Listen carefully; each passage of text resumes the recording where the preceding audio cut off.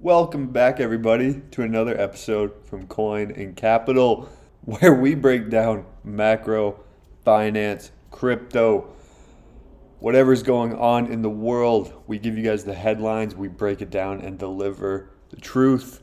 Today, we're touching back on, guess what? China US trade war yet again. Some things went down. There was a meeting between Scott Bessent and some guy from Xi Jinping's cabinet or whatever.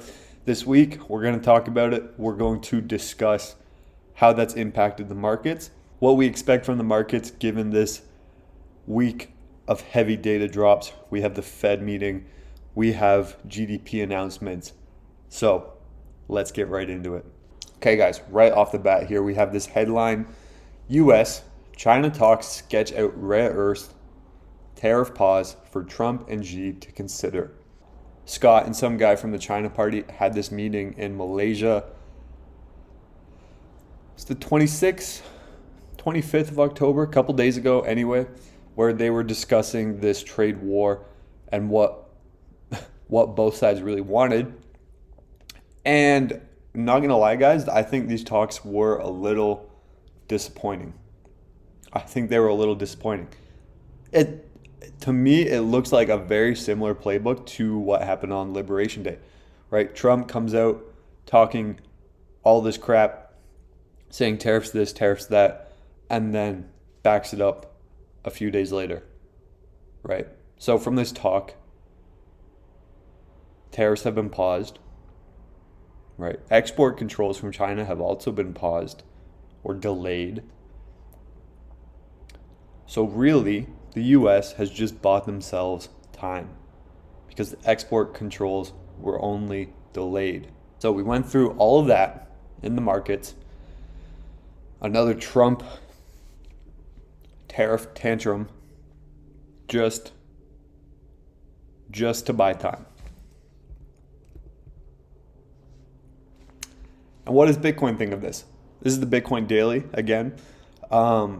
In our last video, we talked about that we should see some continued bullish price action, right? And this news, I believe, was pretty good catalyst for it. You know, the technicals were there. And now this pause in the trade war put a narrative behind it, right? So Bitcoin, from that current screenshot, back to 115K. We'll see how this week unfolds. We do have the Fed meeting, which we'll talk about a little later in this video. But if everything goes well, I think we should be back to 120 end of week into next week. But yeah, the technicals were just so good, right? We had that inverse fair value gap. We had that 78% Fibonacci retracement. And then the narrative just put the cherry on top. So back to this trade war, right? We know Bitcoin likes this pause. The rest of the markets like these pauses. However, what is the US doing with this time that they've just bought? Well, Trump strikes deals on trade critical minerals in Southeast Asia. There's more. Argentina's central bank says it signed $20 billion currency swap deal. We talked about that. US-Australia rare earths deal is a start, but won't shake China dominance anytime soon. Okay, there's a bit to unpack here. So, we now know the US has come out and stated actively trying to diversify away from China, right? They're trying to reshore and they're trying to set up new supply chains and trade routes outside of China's chokehold, which is cool, right? This was a long time coming, right? Because for the last 10 to 20 years, what has the US been doing, right? Well, China's been building its manufacturing base. The US has been wasting, was it like $8 trillion in Iraq and Afghanistan. They've been bombing everybody, and they've been printing money to buy the bonds and to buy assets, not to invest in supply chains, right? So for the last 20 years, we've just witnessed a grotesque misuse misallocation of capital from the US while China has been getting busy. US Australia rare earth deal is a start but won't shake China dominance anytime soon. So guys, when we look into the time frame of how this is going to unfold, it's not going to happen overnight. Like by any means, it's not going to happen overnight. This time frame is like 5 to 10 years in the making. 5 to 10 years. That's another Bitcoin cycle. That's fuck dude, I'll be 27. Right? That's half a decade to a decade. That's a long time, man. So what will be the financial backdrop to support like a 5 to 10 year reshoring of industrial capacity to the US? Well, we said it, right? Rates are going to have to come negative, sustained negative, right? It's not just going to be 2 months. We have like negative 3% rates. No.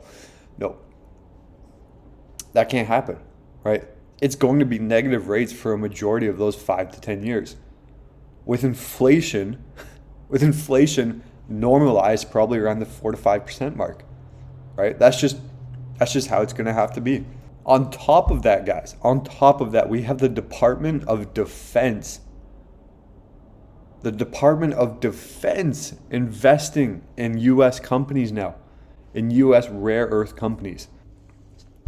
MP Materials announces transformational public-private partnership with the Department of Defense to accelerate U.S. rare earth magnet independence. Guys, what have we told you? This rare earth crisis in the States, because China makes everything, even the weapons the States uses, is a national security emergency. So much so that the Department of Defense is now investing into publicly traded companies in the U.S. You know what this reminds me of? This reminds me of like when the government invests in banks. This is what this is like ringing bells of. You know? To me it just seems like another mechanism of printing the money, right? Governments can print the money to invest in their own bonds, to bail out banks, to privatize banks. And now the Department of Defense investing in publicly traded companies. The US Treasury initiating swap lines. Crazy time we live through. Crazy time. Anyway, checking back into the markets. Market sentiment going into this week and the next. On the left here we have Ethereum. And guys, moving forward, we need to understand how markets really function, right? And this is best expressed, I think, in crypto, where we operate on like 3 to 5 year time horizons on weekly or daily charts, okay? So markets function in these phases. So first we have the liquidity generation, right? The chop that goes sideways, consolidation, whatever it may be. We then have a manipulation leg, highlighted in yellow, typically into a discount or premium, depending on if we're going short or long. Now, this manipulation leg is crucial to tee up the next leg higher.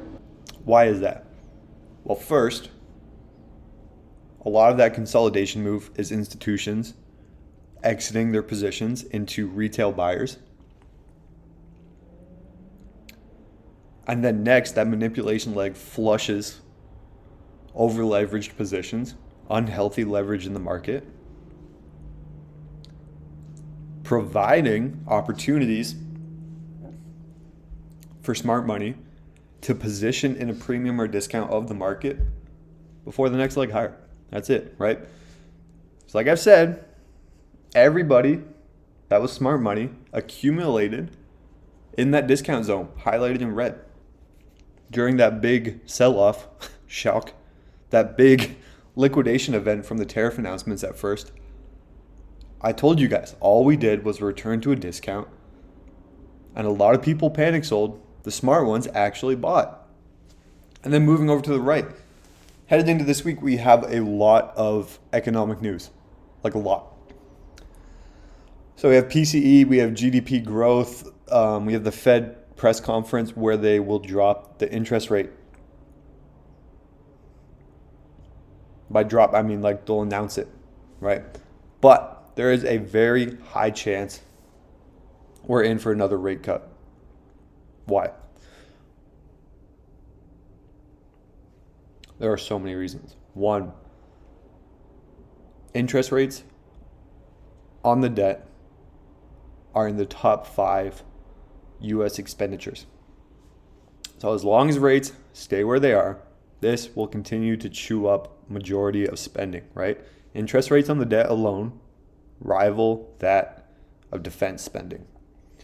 And now it is becoming very popular and very common news on Wall Street and the bankers to Jay Powell himself that this rare earth mineral crisis, this national security threat, is becoming S-tier priority.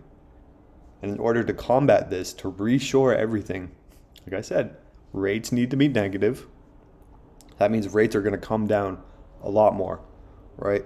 What are we sitting at, like 4.25%? Bro, I wouldn't be surprised if we see like 1 to 2% within the next 6 to 8 months.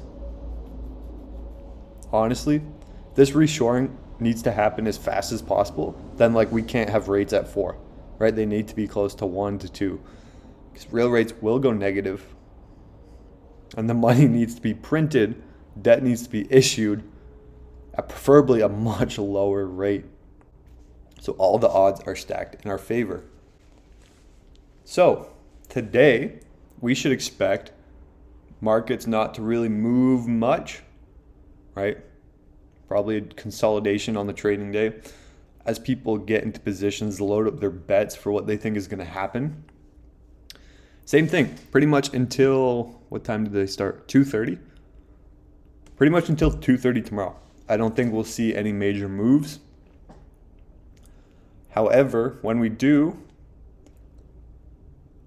expect it to be quick and expect it to be big, right? Then we'll probably see a cool off through the rest of the week, and then we'll see price resume hopefully its normal trend if everything goes as planned with Trump and Xi meeting, this Fed meeting. All that aligns well. The narrative is there to back the technicals, then price. We will see a higher price, right? If you guys enjoyed this video, make sure to drop a like, drop a comment down below. Let me know what you think. Let me know what you guys want to see next, what I should cover, what we should talk about more, what we should talk about less. Let me know. As always, make sure to hit that subscribe button. Catch you guys in the next one.